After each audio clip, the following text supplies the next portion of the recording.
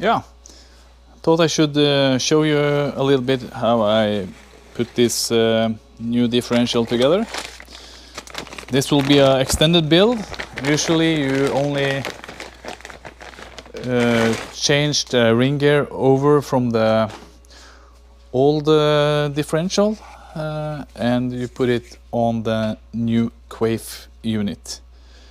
This is the upgraded internal. It's not a locking differential, but it's a torsion differential, so it will keep both wheels spinning. This is the stock unit with the planetary gears, which allows each wheel to freely operate. So we're gonna start with the assembling this one. Usually when you do this modification and your diff is in okay condition, you only remove this one and put it on here. But since we have a broken pinion, we need to change the pinion. We need to change the ring gear because they comes in set. So this will go on here, and as you see, the fit is a little tight. So the best way to do this is to heat the ring gear a little bit. Some guys, they like to put this in a freezer. That probably works too. Maybe a combination would be great. I don't know, but usually I'll manage when heat this up with a propane torch to about 100 degrees maybe, and you put in the bolts and you torque it down. It's torqued to 85 Newton meters, so you have to do that while it's warm. So brand new bolts from Mercedes. This is one-time use only bolts. They stretch, so you can measure the stretch on them. But when everything is new, I like to just use all new hardware. So I'm gonna set up the bolts. There you go, 12 of them. Okay, let me get the torch.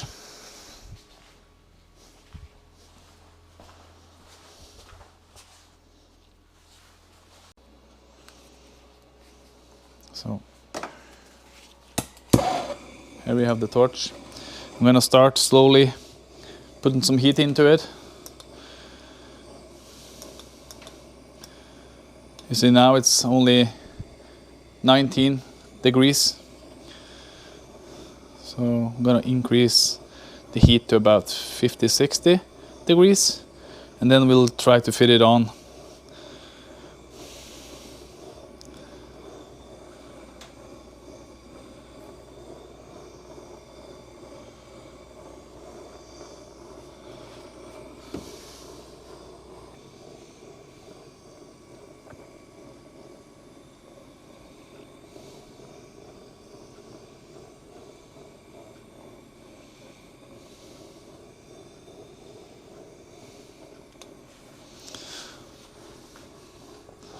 So now we are at about 40 degrees. I'll just try to slip it on and to see how it reacts. Nope. We still have a way to go.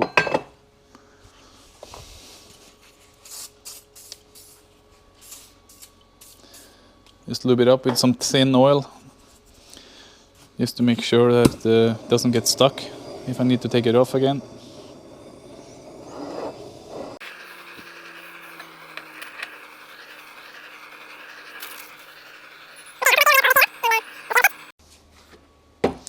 Okay, so I've been heating it quite a bit, and now we are at, let me see, 83 degrees. I'm gonna mark my holes on this one.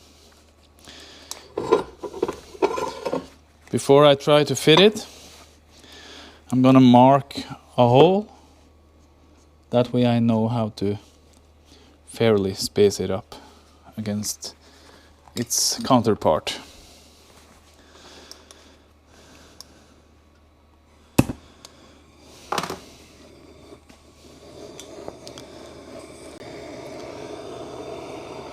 Okay, I've been heating it for a while, and I have changed my gloves because this is starting to get really hot.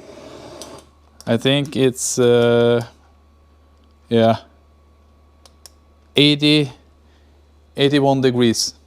So I think it's ready now. Put on a little mark to know that I can hit the holes on the other side, and then it's just a matter of taking a soft rubber mallet and just there you hear it. That's the sound of success. And then you turn it around and your bolt holes are quite square. You start a couple of them.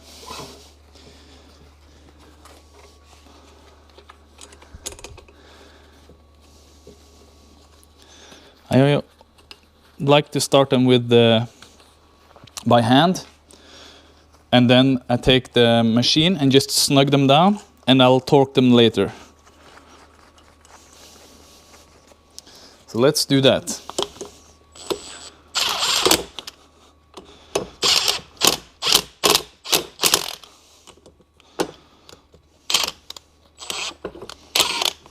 That one is not real happy.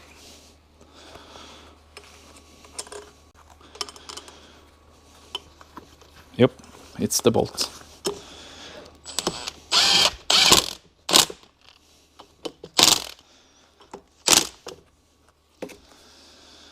So now it's just a matter of snugging everybody down and start to torque it. And the torque is 85 Newton meters. It's quite high for these small bolts. And that's why they stretch a little bit. So you need to change them.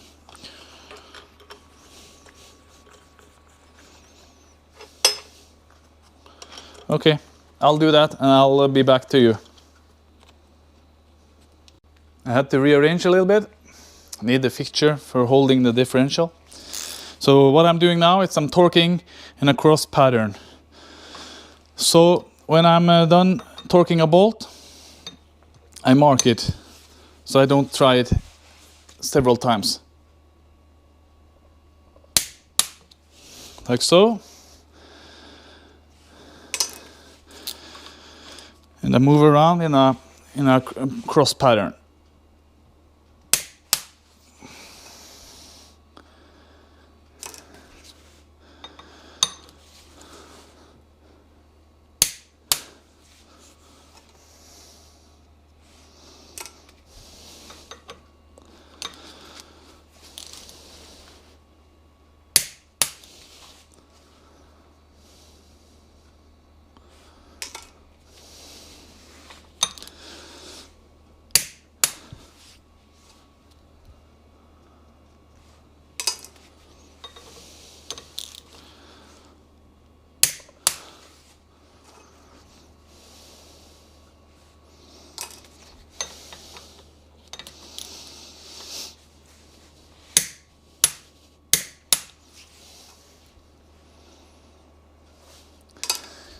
Just a couple more, and we have come all the way around. This is a lot of bolts. That's quite a workout.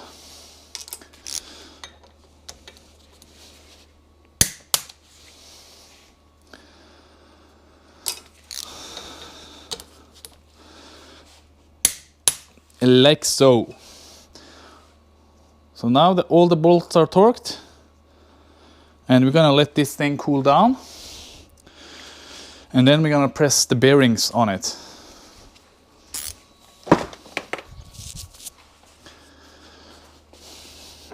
All right, let me take it out of the vise.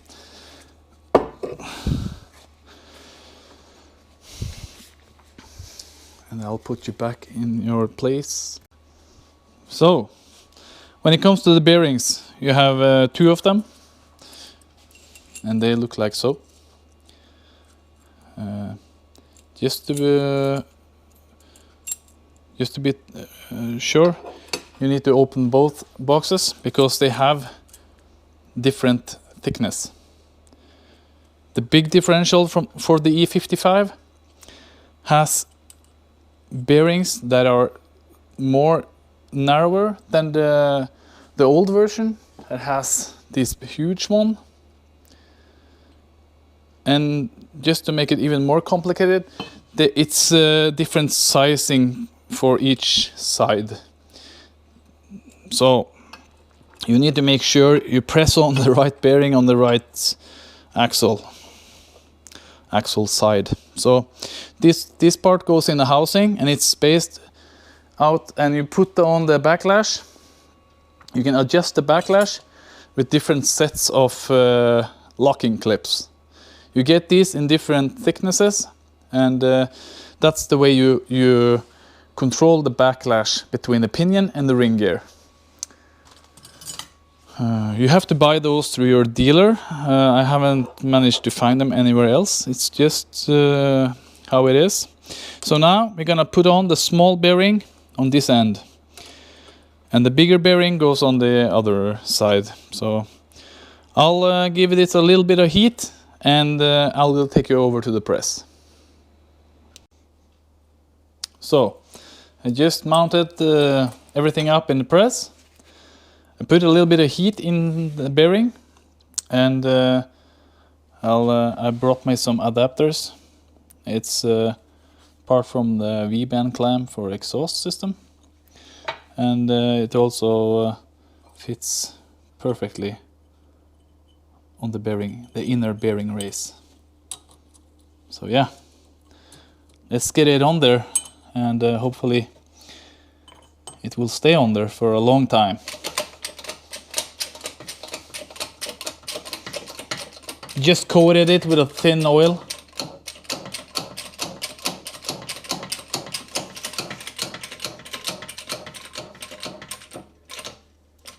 There, we are all the way at the bottom.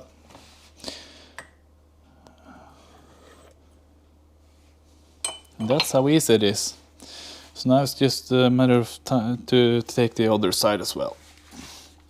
And then I'm gonna prepare the larger bearing.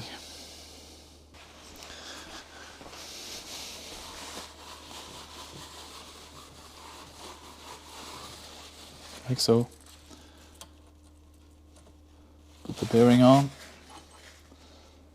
and my little spacer on there, like so.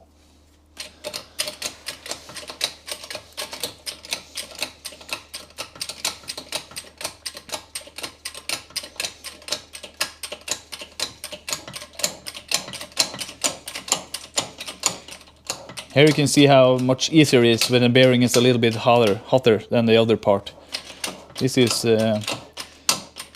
can be really tight if it's the same temperature on both parts. All right, there we go. 2 successful bearings installed. And now we're gonna move over to the pinion, and we're gonna set up the pinion in the casing. We have to test fit this several times because it's a new pinion, and we want to make sure that we have the right angles and the right depth of the pinion in relation to the ring gear. So that will make us take this back and forth sometimes, and it's a process with shims, and you have to torque it each time.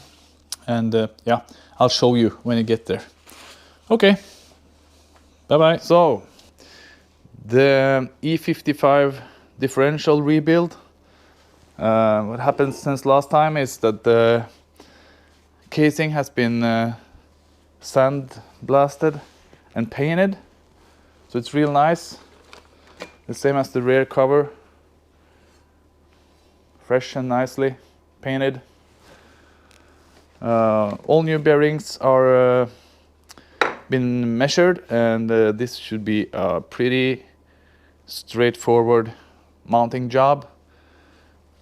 So now that everything is clean and ready to go, I have measured the right shim for the big bearing on the pinion, and I have been looking for a tool to press in the bearing race,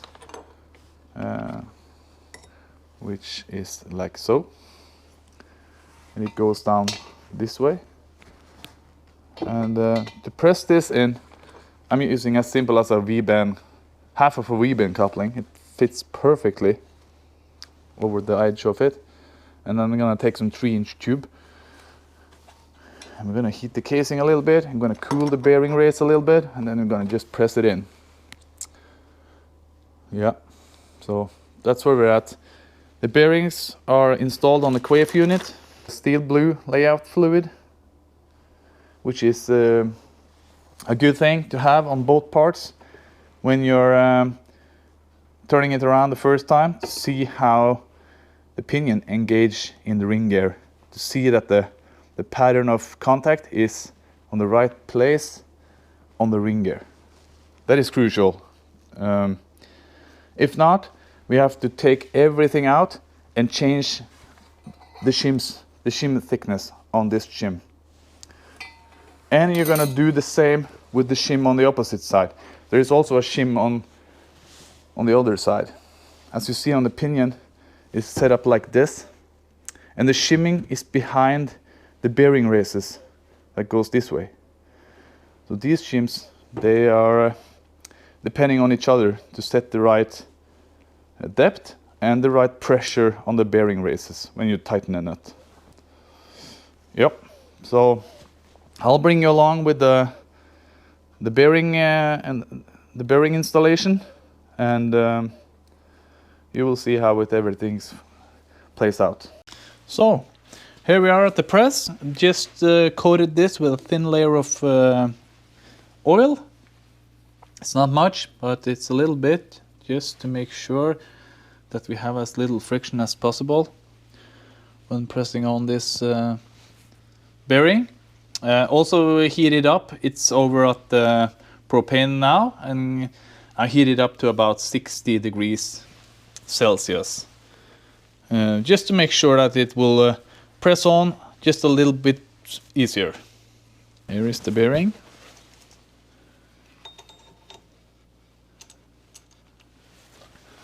And our little custom tool. Like so.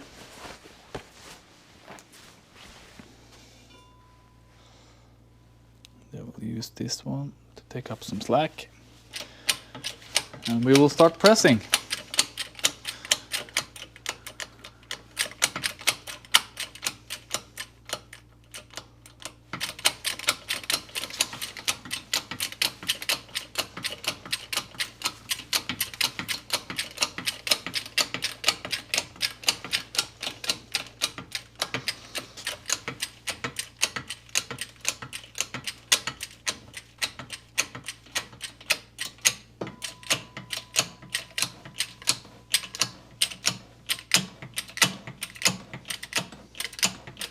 This flows very nice.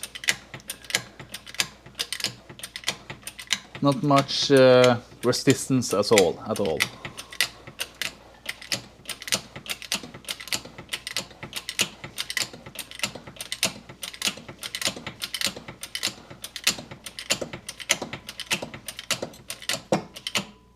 There, we are all the way down.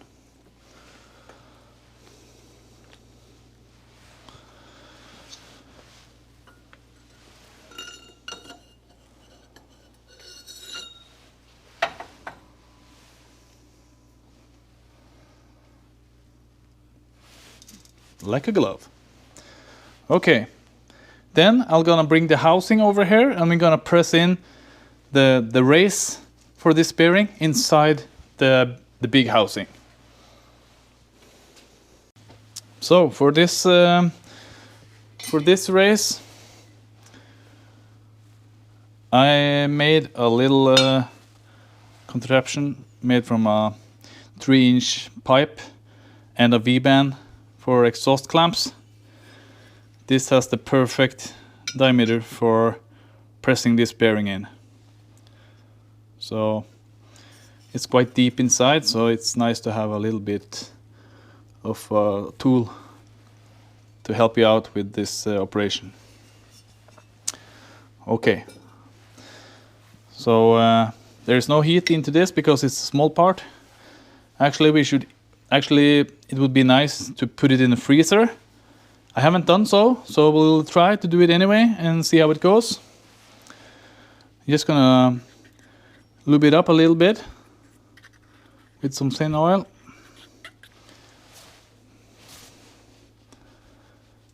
Just to try to make my life a little bit more easy. So, got the shim down there. It's really important that you place the shim for this bearing in first.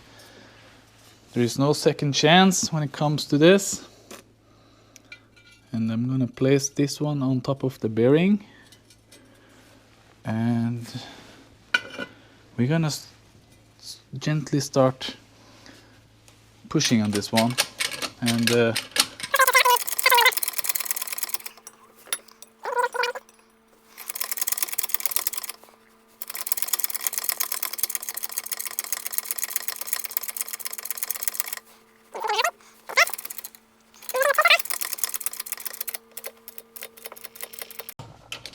this feels really good.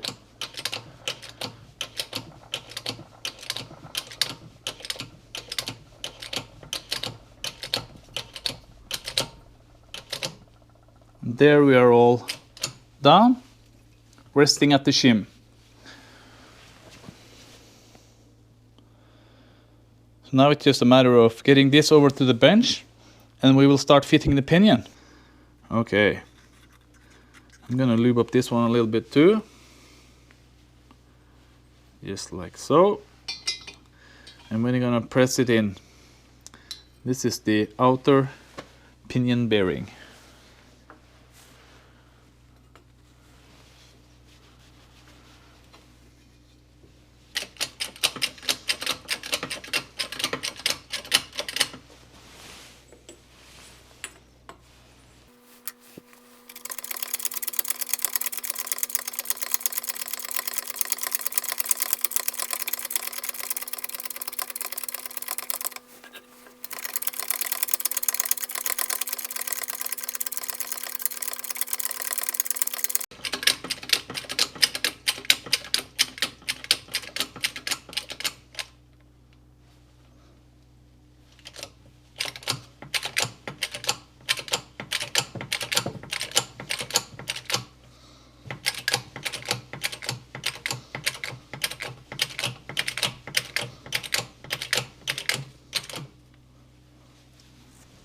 Like so, all the way down. We got one more race successfully installed.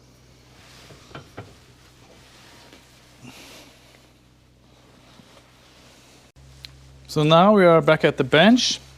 Pinion inside.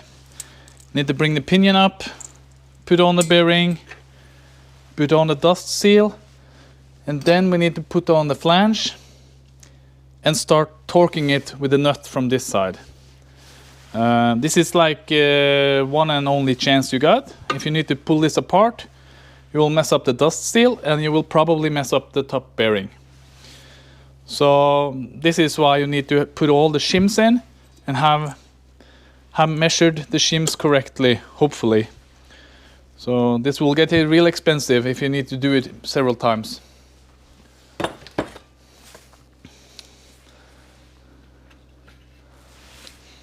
I'm a big fan of using engine assembly lube on all the bearings.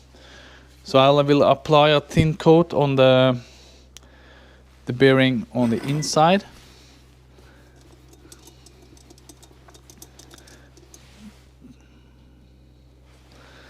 Just so it doesn't need to go dry, because we will have to torque this quite high. I think it's 180 Newton meters. And while we do so, we need to check that the clearance doesn't get too tight for the bearings to operate. I have measured and I have used only the standard dimension on the bearings, but you never quite know, so that's why you have to check several times. Okay.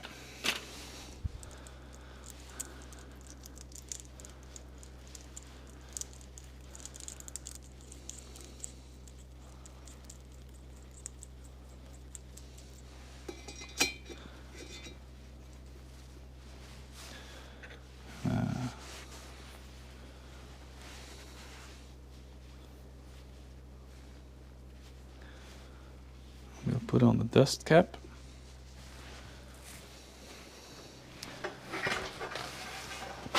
Probably there's a special tool for this, but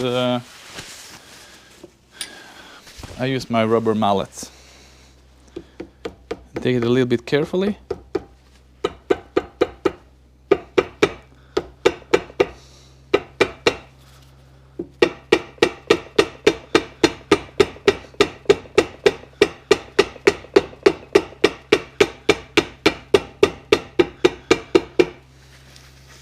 There is flush.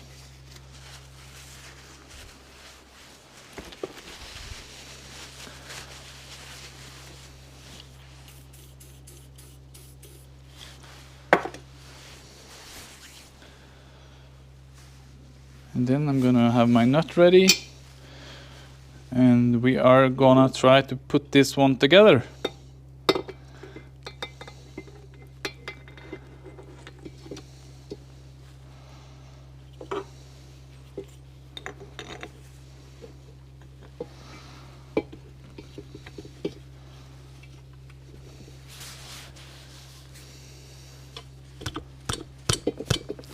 This flange is really tight, so I'm thinking I need holding the pinion from inside and try to gently just press this one together.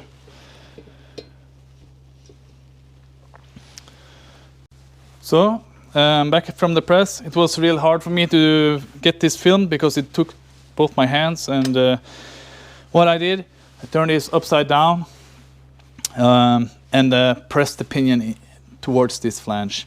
Now it's a little bit of slack left, but not much, and we can enter our nut.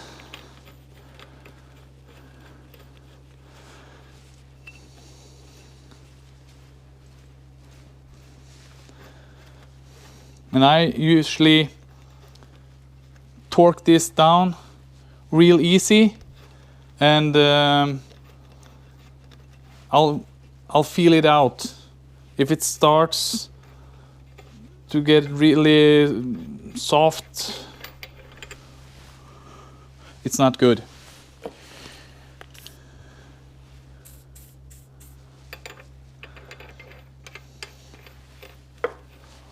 I'll usually snug down this nut in steps and quite I use my time and I feel it out as I go, because I know the shims are supposed to set the correct height, but you never know. You might measure wrong sometimes, and maybe you're able to save it if you don't torque it down way too hard. I had to customize my socket a little bit because the internal diameter is quite tight on this one. So being able to have the right amount of workspace, I machined this down a little bit. Okay, so now I'm going to start torquing this. I need a fixture to hold this back so I can torque it with both my arms, because it's quite high torque. It's 180 Newton meters, from 160 to 180, depending on how everything feels and operates. Okay, I just had to make a little contraption. The previous differential has a little bit of different setup, so I made this to hold the flange, and it's still floating, so as we torque it is able to go down on this bolt, but it will not rotate. Hopefully I managed to keep this one steady, or else I'm going to make a handle for it. So We'll start by torquing it to about 75 Newton meters. Actually, I can use this, maybe a tube.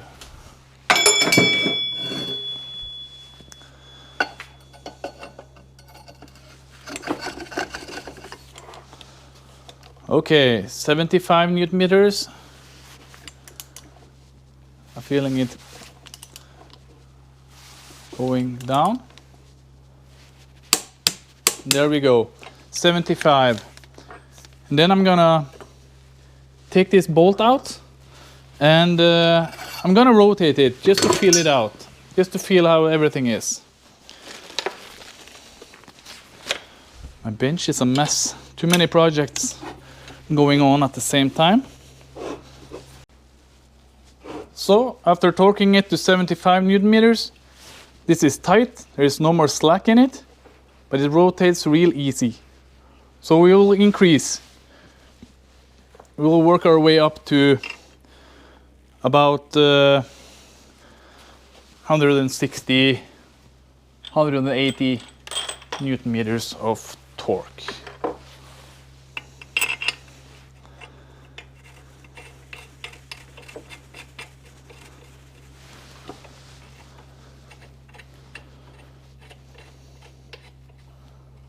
Like so. Put on my sheet bar. And I will adjust the wrench to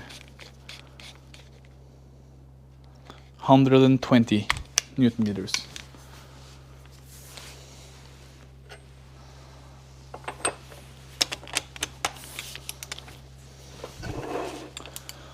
Okay, let's go.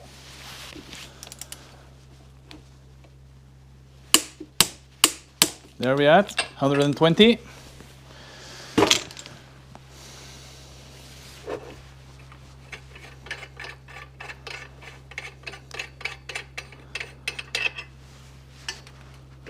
Oh, now it's a little bit tight now, but it still rotates.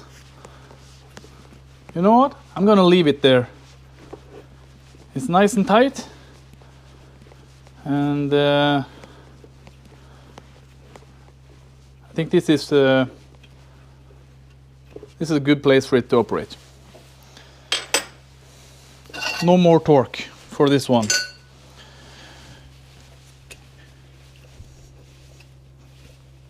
Yeah, I think that is perfect. My intuition tells me do not torque it anymore. So I will listen to that one.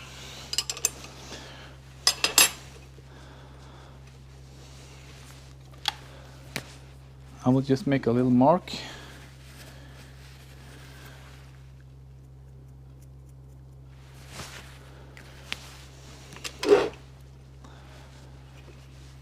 Okay. Nice. Then I will flip it over and we'll start by getting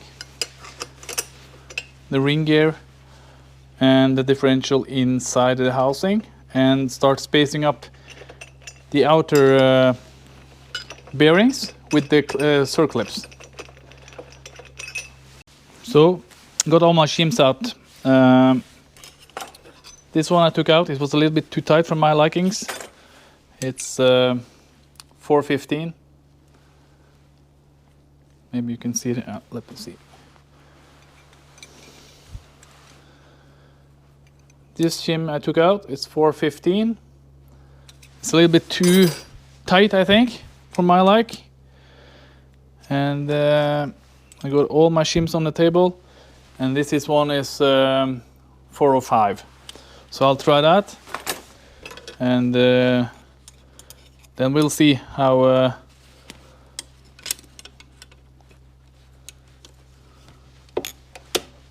this will behave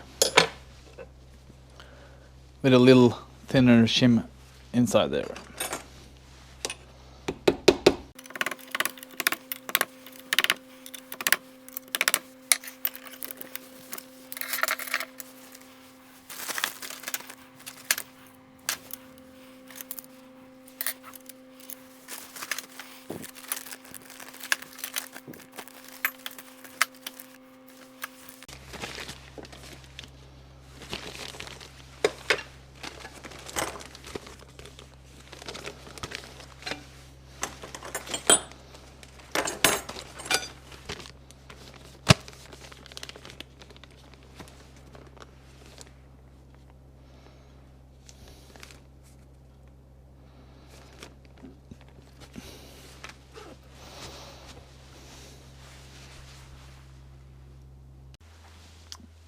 Alright, last time you saw me, I was searching through all my shims in order to find the right one, and I realized that I only had the thick shims, and now I have test fitted it with a brand new one that I got from Mercedes. It has the part number, I'll show you up on the screen. It's a kind of glazy look, but there you have the part number. It's a 3.6 millimeter thick shim on this one. Make sure when you fit it inside the casing that you see that there is a oil supply hole. This bearing comes via this channel over here. Oil gets thrown up by the ring gear and it flushes down over the bearing surface. So it's really crucial that you don't put the snap ring so it covers up this oil supply. That's gonna mess up your bearing real quick. So just made a little check on the backlash and now it's perfect. I'll rig the camera in such a way that you can see.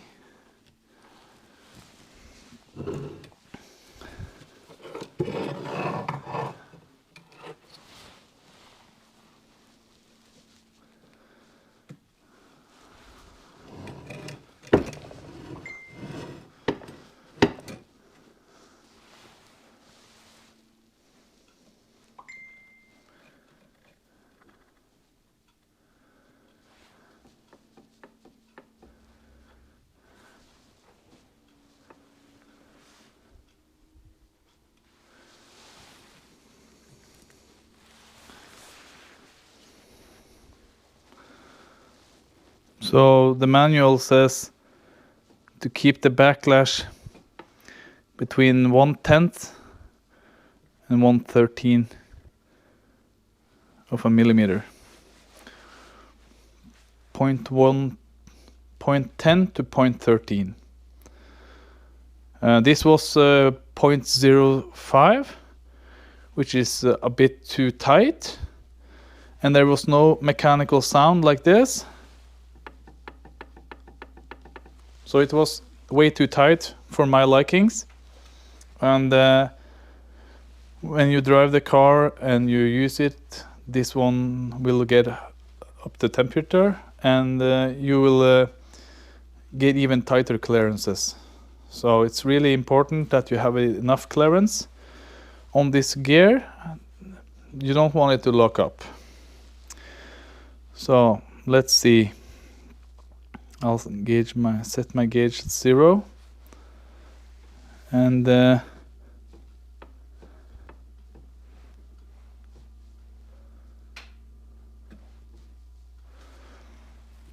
there we are.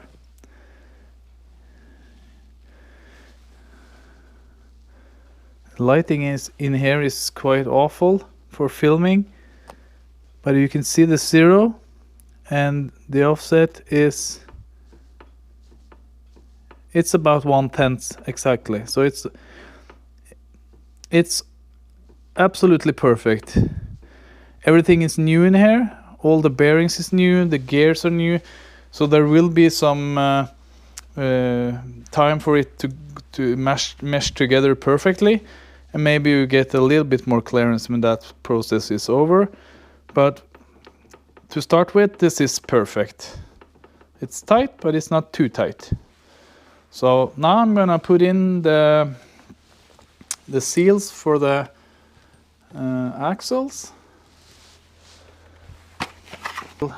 That seals against the housing, and then seals against the flange of the drive shaft when the gets splined in there.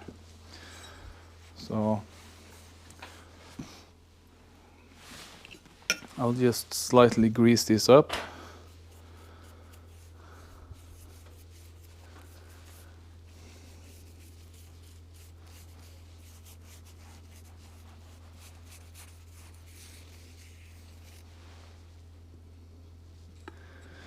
Then it's a matter of pressing it in.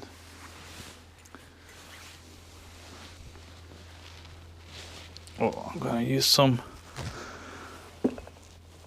extra leverage on that one, I think. Maybe I get the rubber grommet.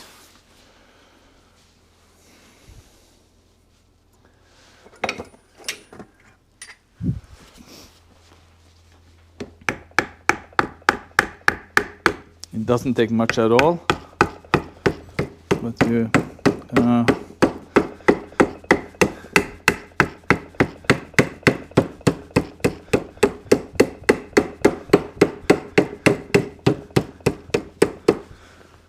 like so. It's all seated against the flange, and everything is perfect on that side. We'll repeat this step on the other side. And here you can see that this one is probably the original one. They have just milled out the original logo and the original part number. So this is brand new out of the box. Let me open it so you can see.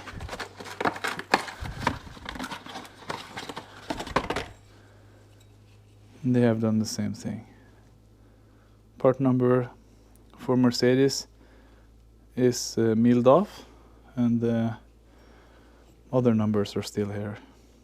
So I'm pretty sure this is the original part, just through a different supplier.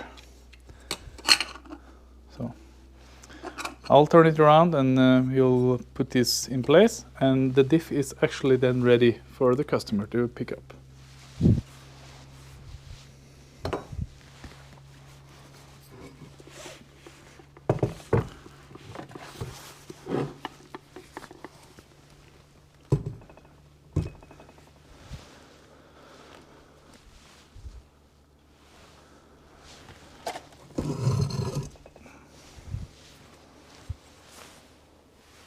And I'll do the same thing for this side.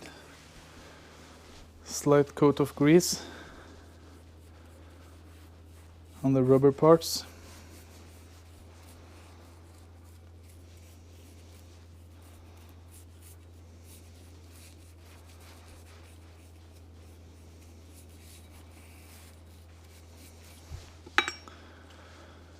I'm checking just that the circlip is in the right position on this side as well, and it is, so this is ready to be closed up.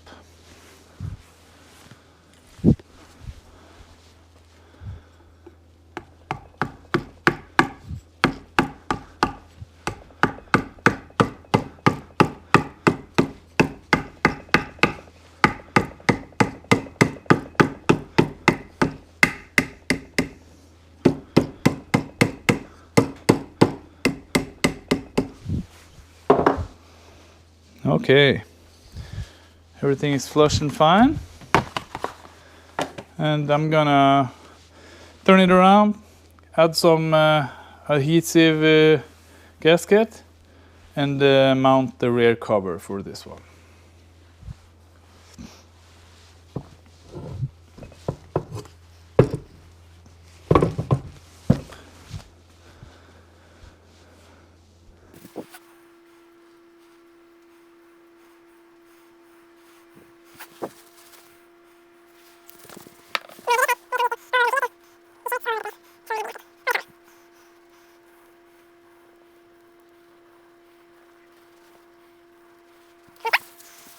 Some blue Loctite. It's the softest one. It's part of keeping the threads a bit sticky, but also reassurance against leaks.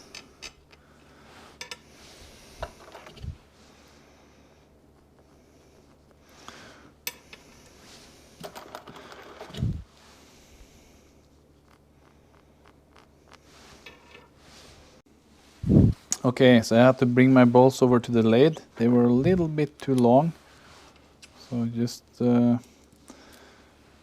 machined off a bit, about 5 millimeters, and now they should be possible to snug in.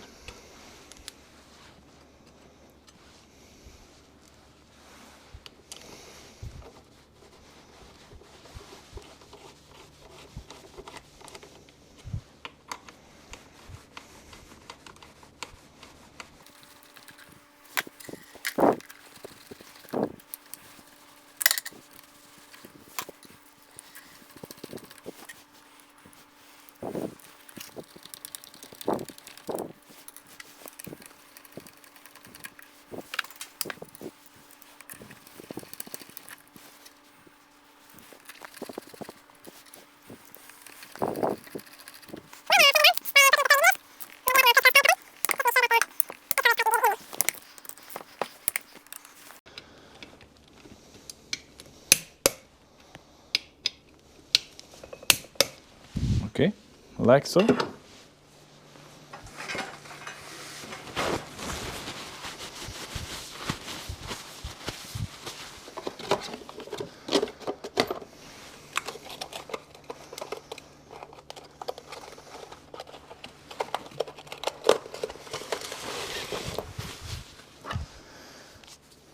And now I'm gonna increase the torque to about 50 Newton meters, and I'm gonna start marking them with my little pencil just to make sure that I keep track on the bolt I have torqued down.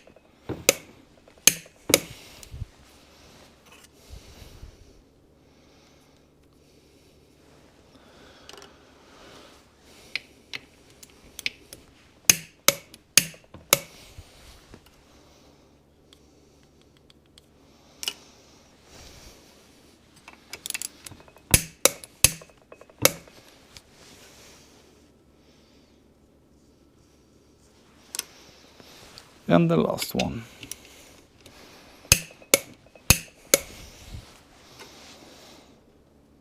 And this should be plenty. So all the... No, there's one left. That's why I marked them. Then it's easy to see if there is one that is being forgotten. Like so. Everybody has a mark. Everybody is good to go. And this one is ready for some horse torques. So I'm gonna put it on the side, and I'm gonna get the next project because this one is done. Okay, thank you for following along. I hope you learned some. I hope you would like to comment and like if you liked the video. And if you have any questions or comments on what to add to the videos in the future or what's unnecessary, please let me know. I would like to give it or have it so informational as possible, that you guys can learn and you guys can use this for yourself in your own garage and in your own car and projects. Okay, let me know. Goodbye.